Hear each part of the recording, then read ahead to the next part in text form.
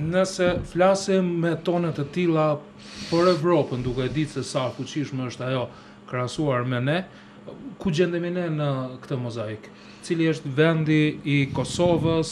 i Shqipërisë dhe i rajonit ton? Kemi edhe një udhëzim të ambasadës amerikane për qytetarët ambasadës amerikane në Tiranë, por që Tirana zyrtare si duket thotë se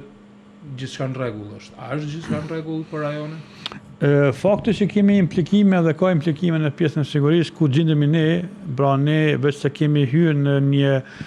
marrëdhënie të drejtë për drejtë me Shtetet e Bashkuara të Amerikës, po flas për Kosovën, Shqipërinë dhe Kroacinë, dhe padyshim që do të pasojë në pjesën e bordit për paqe. Ku atë është pjesa e një strukture të re politike ushtarake. Me qenë se ne jemi pjesa e kësaj, ne de facto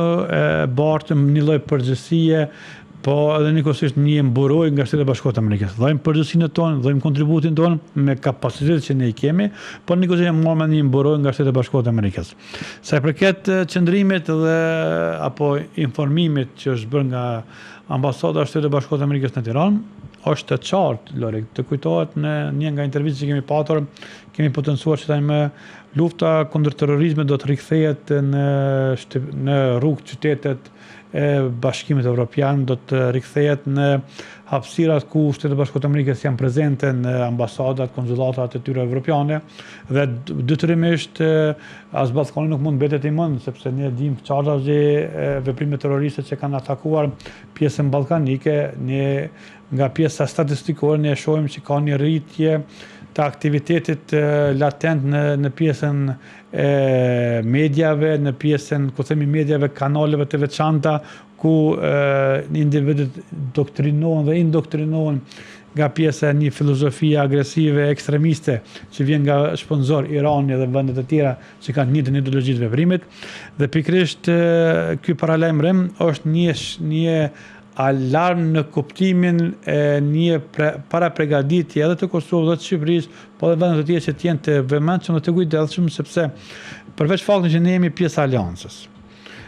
apo bordit të paqes, i cili do të dislokojë ushtritë e tyre në pjesën e Palestinës, kjo dëshmon faktin që ne pas do të ballafaqohemi, po ne do të jetë një fushë betejë Palestina në kuptimin e një konflikti të mundshëm të interesave dhe proksive të Iranit, duke ndihmuar Shtetet e Bashkuara të Amerikës të bëhesh target nga këto struktura. Po se ke marrën, je pjesë e një interesit strategjik që ne e përfaqësojmë dhe përçafojmë, pra që janë me Washington DC. Në anën tjetër, Shqipëria ka një situatë më të koklavitur, sepse ju dini që Shqipëria ka pranuar luftëtar të regjimit të Iranit dhe jetojnë dhe veprojnë në pjesën e Durrësit, në rajonin e Durrësit. Në anën tjetër, gjatë viteve që kemi lënë pas ishte edhe atakimi nga ambasada iraniane sa përket atakimit të hakerëve kibernetik mbi sistemin infrastrukturor të dokumentacioneve zyrtare shtetit të Shqipërisë Albanian. Pra gjitha këto dëshmojnë faktin që veprimet të tilla mund t'i shohim në vazhdimsi, veprimet të tilla do të jenë në faza të ndryshme me intensitete të caktuara. Është fakt që paralajmërimi nuk do të thotë që do të ndodhë me një nesër, po paralajmërimi është një fazë preventive, e cila fazë mund të devalvoj apo mund të devijoj varësisht nga ndryshimi që mund të pritet nga informacionet që mund të kenë strukturat e sigurisë të Bashkuara të Amerikës nga pjesa lindjes së mesme, sepse informacionet, komunikimet ndryshme, inteligjenca përmes burimeve të caktuara që Shtetet e Bashkuara të Amerikës vetë se i kanë në rajonet të ndryshme e përcaktojnë qartazi që mund të ketë ndonjë ndryshim në sigurinë e